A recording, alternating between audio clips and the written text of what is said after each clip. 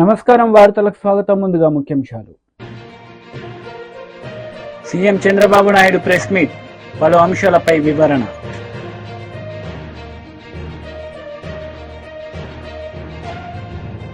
మాజీ CM Jaganmohan Reddy press meet, పలు అంశాలపై వివరణ. టీడీపీ అధినేత నారా చంద్రబాబు నాయుడు ప్రెస్ మీట్ నిర్వహించారు. ఈ సందర్భంగా పలు అంశాలపై ఆయన మాట్లాడారు. ఇది Mrs AR dairy foods private limited, Tamil Nadu. ఈ టెండర్స్ పిలిచారు, రివర్స్ టెండర్స్ పిలిచారు 12/3/2024. ఇది 10 లక్షల కౌ గీ కోసం పిలిచారు, 10 లక్షల కేజీలు. ఇది 8/5/2024లో టెండర్ ఫైనలైజ్ అయింది. ₹319.80 కేజీ. నేను అడుగుతున్నా, ₹319 ఇప్పుడు పామాయిల్ రావడంలా, డాల్డా రావడంలా. ఆ పరిస్థితిలో మీరు టెండర్ పిలిచి ₹319.80 మీరు టెండర్ కట్టబెట్టారు. అతను 12 జూన్ 2024 నుంచి సప్లై చేయడం మొదలుపెట్టాడు. అవి సప్లై చేసే కార్యక్రమంలో 2 ట్యాంకర్స్ 6/7/24 2, 15/7/24 2 ట్యాంకర్స్ సరిగా లేవని మా వాళ్ళు అనలైజ్ చేశారు. ఈవో ఇక్కడ ఒక విషయం మీకు చెప్పాలి. నేను ముఖ్యమంత్రి అవుతానే, ముఖ్యమంత్రి అయ్యే లోపలనే చీఫ్ సెక్రటరీ లీవ్ పెట్టి వెళ్ళాడు, ఆనాడు ఉండే చీఫ్ సెక్రటరీ. అతను అవుతానే ఇమ్మీడియట్ గా ఇన్ఛార్జ్ చీఫ్ సెక్రటరీని అపాయింట్ చేసుకున్నాం. అది అయిన తర్వాత నేను సీఎం స్వేరింగ్ ఇన్ చేశాను. నా ప్రమాణ స్వీకారం అవుతానే ఫస్ట్ పోస్టింగ్ ప్రైవేట్ సెక్రటరీ, నాకు ప్రిన్సిపల్ సెక్రటరీని అపాయింట్ చేశారు, రవిని. అది అయిన తర్వాత నాకు ఎప్పుడు వెంకటేశ్వర స్వామి పైన ఒక ప్రత్యేకమైన శ్రద్ధ ఉంటుంది. నేను ఏ పోస్టింగ్స్ ఆలోచించలేదు. నేను ఆలోచించి ఉండే వాళ్ళందరిలో ఆలోచించిన తర్వాత ఎవరికి పోస్టింగ్ ఇస్తే ప్రక్షాళన ప్రారంభం అవుతుందని ఆలోచించి ఉండే వాళ్ళల్లో సరైన అభ్యర్థి అని శ్యామలరావు గారిని ఎంపిక చేశాను ఈవోగా. నేను పిలిచి చెప్పాను. అప్పుడు పోర్ట్ఫోలియోస్ కూడా ఇచ్చినట్లేదు. నేను ఒకే మాట చెప్పాను, శ్యామలరావు గారు మీరు తిరుపతికి వెళ్తున్నారు, మీ బాధ్యత ప్రక్షాళన మొదలుపెట్టాలి. తిరుమల తిరుపతి దేవస్థానంలో అపవిత్రమైన కార్యక్రమాలన్నీ జరిగాయి, అవన్నీ ప్రక్షాళన చేసి మళ్లీ పుణ్యక్షేత్రానికి పూర్వ వైభవం తేవడానికి భగవంతుడు నాకు ఒక ఆదేశం ఇచ్చాడు. నాకు ఇచ్చిన ఆదేశాలను మీకు కూడా ఆదేశం ఇస్తున్నా. ఈ పోస్టింగ్స్ మీ పోస్టింగ్స్ ఇచ్చానంటే ఒక ప్రత్యేకత ఉంది, మీరు గుర్తుపెట్టుకొని వెళ్ళండి అని చెప్పి చాలా క్లియర్ గా బ్రీఫింగ్ ఇచ్చి పంపించాను. అక్కడి నుంచి నేను ఎప్పటికప్పుడు వింటున్నాను. Day by day improvement start అయింది. నేను కూడా ఏ ఆఫీసర్కైనా కొంత టైం ఇవ్వాలి. అందుకే ఆ టైం ఇచ్చినప్పుడు ఇంప్రూవ్మెంట్ వస్తే, ఇందులో అతను చేసిన పని మీరు చూస్తే ఎవరైతే సప్లై చేసే వాళ్ళందరూ సబ్ స్టాండర్డ్ సప్లై చేస్తున్నారు. ఆ సబ్ స్టాండర్డ్ సప్లై చేస్తే గట్టిగా పిలిచి అందరికీ వార్నింగ్ ఇచ్చాడు. అప్పటికే క్యాంటీన్ పోయాడు, భోంచేశాడు, కొన్ని కార్యక్రమాలు చేశాడు. దానివల్ల కొద్దిగా ఇంప్రూవ్ అయింది. నేను కూడా ఆయన స్ట్రెంగ్తన్ చేయడానికి కొంతమంది అధికారులు ఇచ్చాం, అన్ని చేశాం. ఇది అయిన తర్వాత ఎప్పుడైతే చెప్పినా కూడా వినలేదు. ఇక్కడ కూడా మీకుండే టెస్టులు కూడా అడల్టరేషన్కి ఎలాంటి టెస్ట్ టీటీడీ లేదు. ఒక నమ్మకం, ఒక పవిత్రతో ఇంతవరకు జరిగింది. భయము, భక్తి రెండూ ఉన్నాయి. కాబట్టి భయం ఉంది దేవుడంటే అభిమానం, భక్తి ఉంది. కాబట్టి ఎవ్వరు కూడా అక్కడ తప్పుడు పనులు చేయకుండా సిస్టమేటిక్ గా చేసుకుంటూ వచ్చారు. అందుకే ఎక్కడ కూడా నాణ్యతా ప్రమాణాలు దెబ్బతినకుండా ముందుకు పోయే పరిస్థితి వచ్చింది. ఈ 5 ఏళ్లలో వచ్చే కొందికి లడ్డంతా కూడా మీరు చూసుంటారు. సెల్ఫ్ లైఫ్ ఎక్కువ ఉండే లడ్డు ఈ మధ్యకాలంలో 3 రోజుల్లో చెడిపోవడం, చెడు వాసన రావడం, అదే మాదిరిగా గుమగుమలాడవలసినటువంటి ఆ లడ్డు ఆ షేపు కూడా కేవలంగా ఏదో పాసిపోయినట్టు లైట్ కలర్లో కనపడడం. నేను పోయినప్పుడు నాకు కొన్ని రోజులు నేను సీఎం అయినప్పుడు కూడా ముందు సీఎం కంటే ముందు పోతే చాలా కోపం కూడా వచ్చేది. అది తినాలంటే చాలా బాధ వేసేది. ఏంటి ఇవన్నీ మారిగా అయిపోయినాయని. కానీ దిగమింగుకున్నా. నేనేమన్నా మాట్లాడితే కావాలని అక్కస్తో మాట్లాడుతున్నారని చెప్పి అంటారనే ఉద్దేశం దిగమింగుకొని గమనున్నాను. అలాంటిది మీరు చూస్తే ఇక్కడికి వచ్చినప్పుడు 4 ట్యాంకర్స్, అప్పటికే 4 ట్యాంకర్స్ వచ్చేసాయి, దాన్ని వాడారు. 4 ట్యాంకర్స్ వచ్చాయి. 4 ట్యాంకర్ చెప్పినా ఎనలేదు కాబట్టి అక్కడి నుంచి ఈయనకుండే అధికారం ఉపయోగించుకొని ఎన్డీడీబీ ల్యాబ్కు పంపించాడు. ఎన్డీడీబీ ల్యాబ్కు పంపిస్తే అది 16/7/2024, 23/7/2024 రిపోర్ట్స్ బ్యాక్ వచ్చాయి.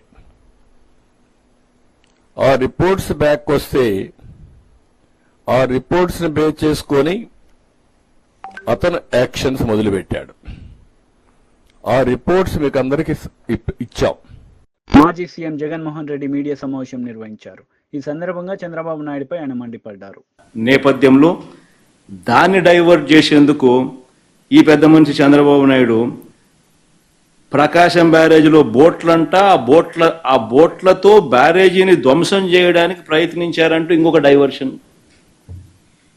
Diversion tactic.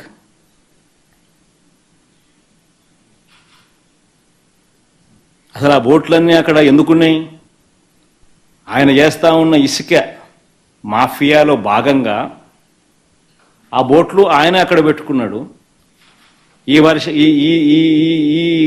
వాటర్ ఫ్లోకు బోట్లు కొట్టుకొని వచ్చాయి. మరి ఆయన 4 నెలల కాలంలో ఆయన పెట్టుకున్న బోట్లు కొట్టుకొని వచ్చి ఆ బోట్ల వల్ల ప్రకాశం బ్యారేజీ మునిగిపోతుందంట. అది ఇంకొక డైవర్షను. విశాఖపట్నం స్టీల్ ప్లాంట్ అమ్మకం మీద కూడా కొత్త మెడికల్ కాలేజీలో ప్రైవేట్ పరం చేసేయాలన్న స్కాముల ఆలోచన మీద, వాటి మీద కూడా ఆందోళన జరుగుతూ ఉంటే ముగ్గురు సీనియర్ అధికారుల మీద సస్పెన్షన్ వేటు వేస్తూ అది ఇంకొక డైవర్షన్.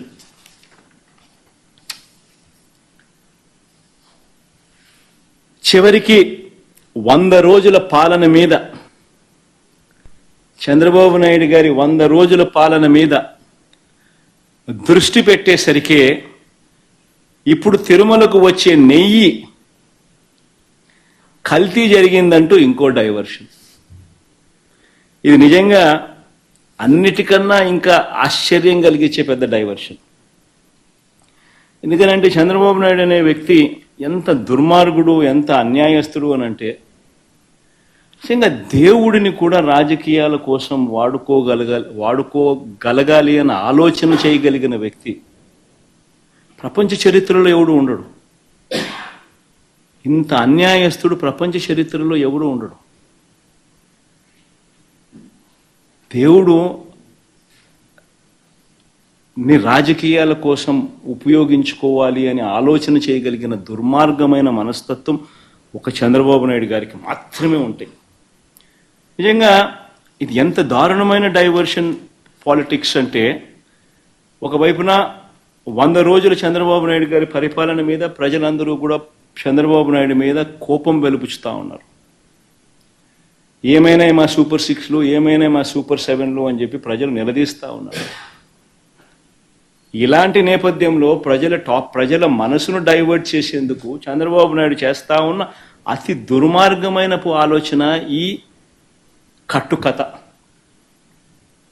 నిజంగా ఈ కట్టుకథ ఎంత దుర్మార్గము అనేది నేను మీ అందరికీ కూడా ఒక కొద్ది నిమిషాలు మీ టైంలో ఇస్తే నేను ఎక్స్ప్లెయిన్ చేస్తా. మీరే ఆలోచన చేయమని చెప్పి కూడా మిమ్మల్ని అందరినీ కూడా నేను కోరుతా ఉన్నా. ఇంత దుర్మార్గపు పని చేయగలుగుతారా ఎవరైనా? చేయడం ధర్మమేనా అని అందరూ ఆలోచన చేయమని అడుగుతా ఉన్నా. ఎందుకనంటే కారణం ఏమిటనంటే ఈరోజు తిరుమలకు స్వామివారికి వచ్చే ఈ నెయ్యి, ఈ తిరుమలకు వచ్చే ఈ నెయ్యి చంద్రబాబు నాయుడు గారు అన్న మాటలు దీనికి సంబంధించి ఈ నెయ్యిలో కల్తీ జరిగింది అంటూ తాను అన్న మాటలు నిజంగా ఎంత దారుణమైన మాటలు అంటే, నాసరికమైన ఇంగ్రీడియంట్స్ వాడారని, తిరుపతి లడ్డులో యానిమల్ ఫ్యాట్ గీక్ బదులు వాడినారని, ఇదే పెద్ద మనిషి చంద్రబాబు నాయుడు ముఖ్యమంత్రి హోదాలో ఉంటూ ఒక ముఖ్యమంత్రిగా తాను మాట్లాడిన మాటలు ఇవి. నిజంగా ఒక ముఖ్యమంత్రిగా ఉన్న వ్యక్తి ఈ మాదిరిగా అబద్ధాలు ఆడడం ధర్మమేనా? కొన్ని కోట్ల మంది వెంకటేశ్వర స్వామి భక్తులు దేశవ్యాప్తంగా కాదు ప్రపంచవ్యాప్తంగా ఉన్నారు. వారందరి మనోభావాలను ఆడుకోవడం ధర్మమేనా? నిజంగా అసలు ప్రొసీజర్ ఏంది, ప్రక్రియ ఏంది, ఎలా జరుగుతుంది అన్నది నిజంగా కూడా అందరూ ఒక్కసారి ఆలోచన చేయాలి. ఈరోజు ఈ నెయ్యి సప్లై చేసే ఈ కార్యక్రమం ఏదైతే జరుగుతూ ఉందో ఇదేదో కొత్తగా జరిగే కార్యక్రమం కాదు. ఇది ప్రతి 6 నెలలకు ఒకసారి ఇది రొటీన్గా రెగ్యులర్గా జరిగే కార్యక్రమం. ప్రతి 6 నెలలకు ఒకసారి ఆన్లైన్లో టెండర్లు పిలుస్తారు. ఆ ఆన్లైన్లో పిలిచిన టెండర్లకు ఆధారంగా కంపెనీలు కోట్ చేస్తాయి. L1 ఎవరికి వస్తారో వాళ్ళని బోర్డు అప్రూవ్ చేస్తుంది. ఇది రొటీన్గా 6 నెలలకు ఒకసారి రొటీన్గా జరిగే కార్యక్రమం. మరి రొటీన్గా జరిగే ఈ కార్యక్రమం ఏదైతే ఉందో దీనికి సంబంధించి ఆ క్వాలిఫికేషన్ క్రైటీరియా ఇటువంటివన్నీ కూడా కొత్తగా మార్చిందేమీ ఉండదు. ఎవడు మార్చేది? మాజీ మంత్రి కేటీఆర్ మీడియా సమావేశం నిర్వహించారు. ఈ సందర్భంగా పలు అంశాలపై ఆయన మాట్లాడారు. పొంగులేటి గారు మొత్తానికి సీఎంను ఫిక్స్ చేసేందుకు ఫిక్స్ అయినట్టున్నాడు. ఎందుకంటే 2 విషయాలు క్లియర్ బ్రదర్. ఒకటి, ఈ ప్రభుత్వానికి చట్టాలు తెలిసినట్లేవు, చుట్టరికాలు కూడా తెలిసినట్లేవు. భార్య తమ్ముడు తప్ప ఆయన బావమరిది కాదంటాడు. భార్య తమ్ముడు ఏమవుతాడు తమ్మి? నీకు బావమరిదే కదా తమ్మి. మరి నేను అదే అన్నా, ముఖ్యమంత్రి గారి బావమరిది అని నేను చెప్పిన. ఆశ్రిత పక్షపాతం అని చెప్పిన. ఆఫీస్ ఫర్ ప్రాఫిట్ అనే నిబంధన ఉందని చెప్పిన. అది ఎవరో తెలియదు, ప్రివెన్షన్ ఆఫ్ కరప్షన్ యాక్ట్ మీ రాజీవ్ గాంధీ తెచ్చిండు 1988లో తెచ్చిన చెప్పిన. సెక్షన్ 7, 11, 13 3 చదివి వినిపించిన. ఇవన్నీ విన్న తర్వాత పొంగులేటి గారు ఆగమేఘాల మీద వచ్చి ప్రెస్ మీట్ పెడితే నాకు అర్థమైంది ఏంటంటే, అర్జెంటుగా ముఖ్యమంత్రి గారిని పదవిలోంచి ఊడబిక్కాలన్న ఎజెండా మంత్రి గారికి ఉన్నట్టున్నది. రూపాయి కరప్షన్ జరిగినా, 8,888 కోట్లు జరిగినా దానికి ఖచ్చితంగా తప్పకుండా చర్య ఉంటుంది. ఆ అవినీతి వ్యతిరేక చట్టం కింద, ప్రివెన్షన్ ఆఫ్ కరప్షన్ యాక్ట్ కింద తప్పకుండా చర్య ఉంటుంది. నిజంగా మంత్రికి చిత్తశుద్ధి ఉంటే, నేను రాజీనామా చేస్తా అని హుంకారాలు చేస్తున్నాను నేను చూసిన. మంత్రి గారు నేను అడుగుతా ఉన్నా, నిజంగా నీకు చిత్తశుద్ధి ఉంటే నువ్వు రా, మీరు నేను ఇద్దరం కలిసి హైకోర్టు సీజే దగ్గర పోదాం. వెంటనే సిట్టింగ్ జడ్జితోని ఎంక్వైరీని అడుగుదాం. సిట్టింగ్ జడ్జి గారు కనుక ఇందులో ఏం జరగలేదు, మొత్తం పెట్టండి ఫైల్స్ ఆయన ముంగట, గతము ఇప్పుడు మొత్తం పెట్టండి, తప్పులేం జరగలేదు అని ఒకవేళ వారు తీర్పునిస్తే, ఆయన రాజీనామా అన్నాడు కదా, రాజీనామా కాదు, నేను రాజకీయ సన్యాసం చేస్తా. ఇంకొక మాట, మా మంత్రి గారికి ఒకవేళ ఏమైనా ఇబ్బంది ఉంది హైకోర్టు సీజీ దగ్గర రావడం అనుకుంటే, ఇద్దరం కలిసి కేంద్రంలో ఉండే సెంట్రల్ విజిలెన్స్ కమిషనర్ ఉంటాడు, ఇద్దరం పోదాం. నెక్స్ట్ వీక్ నేను పోతా, నువ్వు కూడా రా, టైం చెప్పు, డేట్ చెప్పు, ఇద్దరం కలిసిపోదాం. CVCకి ఇద్దాం. మంత్రి గారికి నేను ముందే చెప్తా ఉన్నా, ఇప్పటికైనా తప్పు సరిదిద్దుకోండి, వెంటనే టెండర్లు రద్దు చేయండి. జరిగింది తప్పు. ముఖ్యమంత్రి కూడా నేను చెప్తా ఉన్నా, జరిగింది తప్పు. 100% ఇది ముమ్మాటికి నీకు తెలుసు, ఇరికిపోయినావు అని తెలుసు.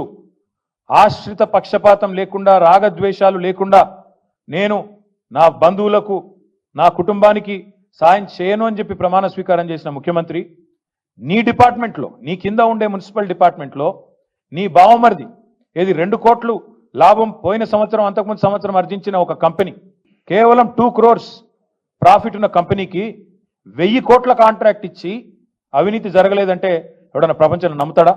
వస్తావా మరి? సివిసి దగ్గరకు వస్తావా? హైకోర్టు సీజే దగ్గరకు వస్తావా? నేను వస్తా, డేట్ చెప్పు, టైం చెప్పు, నువ్వే అపాయింట్మెంట్ తీసుకో, మంత్రి గారికి అంత చిత్తశుద్ధి ఉంటే రా, నేను వస్తా, వాళ్ళ విచారణ మొత్తం ఫైల్స్ పెట్టండి. ఇప్పటికైనా ప్రభుత్వాన్ని నేను డిమాండ్ చేస్తున్నా, సిగ్గు తెచ్చుకోండి, ఇంత బరితెగింపు మంచిది కాదు. బీజేపీ లీడర్ మీడియా సమావేశం నిర్వహించారు. ఈ సందర్భంగా పలు అంశాలపై ఆయన మాట్లాడారు. సభ్యత్వం పెంచేటటువంటి కార్యక్రమం, సభ్యత్వం చేసే కార్యక్రమాలు చేయాలని చెప్పేసి కూడా ఈ యొక్క కార్యక్రమంలో మాకు ఇవ్వడం జరిగింది. 25వ తారీఖు తర్వాత మళ్ళీ క్యాంపు మెంబర్షిప్ ఉంటాయి. అంటే మోర్చాల ద్వారా, వివిధ మోర్చాల ద్వారా, మహిళా మోర్చా, యువ Morcha, Kisan Morcha, minority Morcha, OBC Morcha, SC Morcha, ST Morcha, ఈ మోర్చాలన్నీ కూడా వివిధ ప్రాంతాల్లో కూడా క్యాంపులు పెట్టి, టెంట్లు పెట్టి జనరల్ పబ్లిక్ ఈ యొక్క మెంబర్షిప్ కూడా చేయించేటటువంటి ప్రయత్నం చేస్తాం. మాల్స్ దగ్గర కానీ, రైల్వే స్టేషన్ దగ్గర కానీ, ఇవన్నీ కూడా ఇటువంటివి. ఈ కార్యక్రమంలో తెలంగాణ ప్రజలు, తెలంగాణ భారతీయ జనతా పార్టీ సహకరించి ఎక్కువ సభ్యులుగా చేరటానికి ప్రయత్నం చేయాల్సిందిగా వారిని కోరుతూ, మరి అనేక మంది ప్రముఖులు బీజేపీలో చేరడం జరుగుతుంది. మిస్డ్ కాల్ ద్వారా జరుగుతాను. కొంతమంది సినిమా వాళ్ళు ఉన్నారు, కొంతమంది అందరి పేర్లు కూడా తర్వాత మేము మా అధ్యక్షులు కిషన్ రెడ్డి గారు వచ్చిన తర్వాత వాళ్ళందరినీ మళ్ళీ మీడియాకు పరిచయం చేస్తాం, రాష్ట్ర ప్రజలకు పరిచయం చేస్తాం. అయితే ఇవాళ కూడా కొంతమంది వాళ్ళు మెంబర్షిప్ చేయించుకోవడానికి వచ్చారు. కొంతమంది విద్యావంతులు, యూనివర్సిటీ స్టూడెంట్స్, అదేవిధంగా వివిధ ప్రాంతాలకు చెందినటువంటి వ్యక్తులు, వివిధ రంగాలకు చెందినటువంటి వ్యక్తులందరూ కూడా ఈరోజు మెంబర్షిప్ చేయడానికి మన ముందు ఈ యొక్క ప్రెస్ కాన్ఫరెన్స్ అయిన తర్వాత వాళ్ళు చేరుతారు. అయితే నిన్న అసదుద్దీన్ ఓవైసీ గారు ఒక స్టేట్మెంట్ ఇచ్చారు. ఈ యొక్క వాక్ఫ్ సంబంధించినటువంటి సందర్భంగా ఈ వాక్ బోర్డుని కానీ, వాక్ చట్టాన్ని కానీ దీన్ని అమెండ్మెంట్ చేయకూడదు, చేస్తే ఇవన్నీ కూడా ప్రజలకు, ముస్లిమ్స్కి నష్టం జరుగుతుంది, వాళ్ళ ఒక ప్రాపర్టీకి నష్టం జరుగుతుంది అనేటటువంటి మాటలు మాట్లాడారు. వాక్ఫ్ బోర్డు ఏది ఉందో ఈ యొక్క అమెండ్మెంట్లో గతంలో కూడా 2013లో ఆనాటి ఒక ప్రభుత్వం, యూపీఏ ప్రభుత్వం వాక్ఫ్ బోర్డులో కొన్ని అమెండ్మెంట్ తీసుకురావడం జరిగింది. కొన్ని ప్రభుత్వాలు ఆ ఒక అమెండ్మెంట్ ఎందుకు తీసుకువచ్చారో గతంలో ప్రభుత్వం అంటే దాంట్లో ఉన్నటువంటి ఒక అవసరాన్ని బట్టి తీసుకొచ్చారు. ఈరోజు భారతీయ జనతా పార్టీ ఏ ప్రభుత్వం ఉందో ఈ వాక్ఫ్ బోర్డులో ఉన్నటువంటి ఒక కొన్ని అవకతవకలతో పాటు దాంట్లో జరుగుతున్నటువంటి ఒక అవినీతి కానీ, దాంట్లో జరుగుతున్నటువంటి ఒక అనేక ఒక ఏవైతే కార్యకలాపాలు ఉన్నాయో అది ముస్లిం సమాజానికి వ్యతిరేకంగా ఉంది. కాబట్టి దాన్ని ఈరోజు మార్చాలే అనేటటువంటి కొన్ని సవరణలు చేయడం జరిగింది. దాంట్లో ముఖ్యంగా మహిళల ఒక ప్రాతినిధ్యం, ఇంతవరకు ఒక మహిళల ప్రాతినిధ్యం లేదు. మహిళల ప్రాతినిధ్యం తీసుకురావటము, నాన్ ముస్లిమ్స్ కూడా దాంట్లో పెట్టడము, అదేవిధంగా దాంట్లో పస్మంద ముస్లిమ్స్లో కూడా అనేక వర్గాలు ఉన్నాయి. ఆ వర్గాల్లో కూడా పస్మంద అనే వెనకబడినటువంటి ఒక ముస్లిం సమాజం, పస్మంద ముస్లిమ్స్. ఈ పస్మంద ముస్లిమ్స్, అదేవిధంగా షియా ముస్లిమ్స్, ఇంకా అనేక రకాలుగా ఏవైతే తెగలేదు ఉన్నాయో ముస్లిం సమాజంలో వారందరికీ ఎప్పుడు కూడా దాంట్లో ప్రాతినిధ్యం రాలే. వాళ్ళందరూ కూడా దీంట్లో అమెండ్మెంట్ చేయాల్సిన అవసరం ఉందని చెప్పేసి వాళ్ళు మెచ్చుకోవడం జరిగింది నరేంద్ర మోదీ గారి ప్రభుత్వాన్ని. మరి కేవలం ఒక ఈ అవినీతిని ప్రోత్సహించేటటువంటి వ్యక్తులు వాళ్ళ ఎక్కడ వాక్ బోర్డు మీద, వాక్ ప్రాపర్టీస్ మీద వాళ్ళ ఒక పట్టు కోల్పోతారనే భయంతో అసదుద్దీన్ ఓవైసీ ఈ మాటలు మాట్లాడుతూ ఉన్నాడు. ప్రజల్ని, ముస్లిమ్స్ని తప్పుదారి పెట్టిస్తూ ఉన్నాడు. భారతీయ జనతా పార్టీ ప్రభుత్వం మీద ఈ నిర్ణయం తీసుకున్నందుకు వారు ఈ నిర్ణయాన్ని స్వాగతించాలి, కానీ దీని మీద ప్రజలకు అపోహం కలిగించే ప్రయత్నం చేస్తున్నాడు అసదుద్దీన్ ఓవైసీ గారు. He's misleading the people on the Waqf amendment. WACC amendment is an important thing. In 2024, it is giving representation to women. It is giving representation to the non-Muslims. It is giving representation to the Muslim sects of other sects in the Muslim community who have been backward, who have not been taken care of till now. Pasmanda Muslims, Shia Muslims. But today, Asaduddin Owaisi is misleading the Muslim community itself and opposing this amendment only. YCP leader మహిళా leader media సమావేశం నిర్వహించారు. ఈ సందర్భంగా పలు అంశాలపై ఆమె మాట్లాడారు. నిందలు వేయటం ఆయనకు అలవాటే. కానీ ఈ రోజు మీరు చూస్తే సాక్షాత్తు టీటీడీలో తిరుమల లడ్డూ మీద ఇంత దిగజారుడుతనంగా చంద్రబాబు నాయుడు గారు మాట్లాడతారని ఎవరు ఎక్స్పెక్ట్ చేయలేదు. ఈ రోజు ఆయన మాట్లాడాక ప్రతి ఒక్కరు కూడా చీకొట్టడం మనం గమనిస్తూనే ఉన్నాం. ఎందుకంటే సాక్షాత్తు చంద్రబాబు నాయుడు గారి కొడుకే చెప్పాడు టీటీడీలో ముఖ్యమంత్రికి ఎటువంటి సంబంధం ఉండదు అని. అలాంటప్పుడు జగన్మోహన్ రెడ్డి గారు ఏదో దగ్గరుండి తిరుపతి లడ్డూలో యానిమల్ ఫ్యాట్ ని మిక్స్ చేయించినట్టుగా ఆయన ఈరోజు ఆరోపించడం ఎంతవరకు సబబని నేను అడుగుతున్నాను. ఒక్కసారి మీరు గమనించండి, చంద్రబాబు నాయుడు గారు ముఖ్యమంత్రి అయిన తర్వాత జూన్ 21వ తేదీ ఈవోగా శ్యామలరావు గారు మరి అక్కడికి రావడం జరిగింది. నెయ్యి వాసన చూస్తూ లడ్డూలో స్వచ్ఛమైన నెయ్యిని మేము వినియోగిస్తున్నామని ఆయన చెప్పడం కూడా మీరు అందరూ గమనించుంటారు. జూలై 6వ తేదీ 12వ తేదీ 2 సార్లు ట్యాంకర్లది టెస్ట్ చేయడం జరిగింది. అందులో వెజిటబుల్ ఫ్యాట్ మిక్స్ అయింది కాబట్టి దాన్ని రిజెక్ట్ చేశాము, దాన్ని వాడలేదు అని శ్యామలరావు గారు చెప్పడం మనం అందరం కూడా గమనించాం. అలాంటిది 2 నెలల తర్వాత ఇప్పుడు చంద్రబాబు నాయుడు టీటీడీకి సంబంధించిన దాన్ని టీడీపీ ఆఫీసులో ప్రెస్ మీట్ పెట్టి ఇలా యానిమల్ ఫ్యాట్ కలిసింది అని ఒక నింద వేసినప్పుడు దాన్ని సమర్థిస్తూ మళ్లీ శ్యామలరావు గారితో ప్రెషర్ పెట్టి ప్రెస్ మీట్ పెట్టించి ఎలా మాట్లాడించారో మీ అందరూ కూడా గమనించారు. సాక్షాత్తు నారా లోకేష్ గారే చెప్పారు టీటీడీతో ముఖ్యమంత్రికి సంబంధం లేదు అని. అలాంటప్పుడు జగన్ గారి మీద ఎలా నిందలేస్తారని నేను అడుగుతున్నా. ఈరోజు మీ ప్రభుత్వంలో మీ ఈవో ఉండగా మీరు టెస్టింగ్ చేసిన మిల్క్ లో వెజిటబుల్ ఫ్యాటా ఇంకో ఫ్యాటా ఉంటే దానికి బాధ్యత ఎవరు? శ్యామలరావు గారా, లేదా ప్రభుత్వంలో ఉన్న చంద్రబాబు నాయుడు గారా, లేదా ఎవరు టీటీడీ బోర్డులో ఉన్న మెంబర్సా? సో ఇది ఒకసారి మనం ఆలోచించాల్సిన విషయం. అంటే ఈవో గారు తాను జాయిన్ అయినప్పుడు ఏం చెప్పాడు, ఈ రోజు చంద్రబాబు నాయుడు ప్రెషర్ పెట్టాక ఏం చెప్పాడు అనేది భక్తులందరూ కూడా గమనించాల్సిన విషయం. రెండవది మీరు చూస్తే చంద్రబాబు నాయుడు డైవర్షన్ పాలిటిక్స్ ఎప్పుడూ చేస్తుంటారు. అలాగే ఈ రోజు ఆ తిరుమల కొండ మీదకి జగనన్న అధికారంలో ఉన్నప్పుడు మోడీ గారు వచ్చారు, అమిత్ షా గారు వచ్చారు, ఎక్స్ సీజే రమణ గారు వచ్చారు, ప్రెసిడెంట్ సీజే గారు వచ్చారు. అంతెందుకు చంద్రబాబు నాయుడు ఫ్యామిలీతో సహా వెళ్లాడు, పవన్ కళ్యాణ్ గారు వెళ్లారు. లడ్డూలో ఏ మాత్రం రుచి తేడా ఉంటే ఆ రోజే వాళ్ళు కంప్లైంట్లు ఇచ్చుంటారుగా, ఎందుకు కంప్లైంట్లు ఇవ్వలేదు? ఇప్పుడు ఆ 5 సంవత్సరాల్లో ఏదో జరిగిందని నింద వేయటానికి ఈ రోజు టీటీడీని ఎంచుకొని తిరుమల తిరుపతి దేవస్థాన ప్రతిష్టను దిగజార్చడం ఎంతవరకు కరెక్ట్ అని భక్తులందరూ కూడా ఒకసారి ఆలోచించాల్సిన అవసరం ఉంది. అండ్ మూడోది, ఈ రోజు ఎవరైతే బీజేపీ నాయకులు కూడా మాట్లాడుతున్నారో వాళ్ళని నేను అడుగుతున్నా. ఇదే వార్తలు ముగించే ముందు ముఖ్యాంశాలు మరోసారి. CM Chandrababu Naidu press meet, పలు అంశాలపై వివరణ.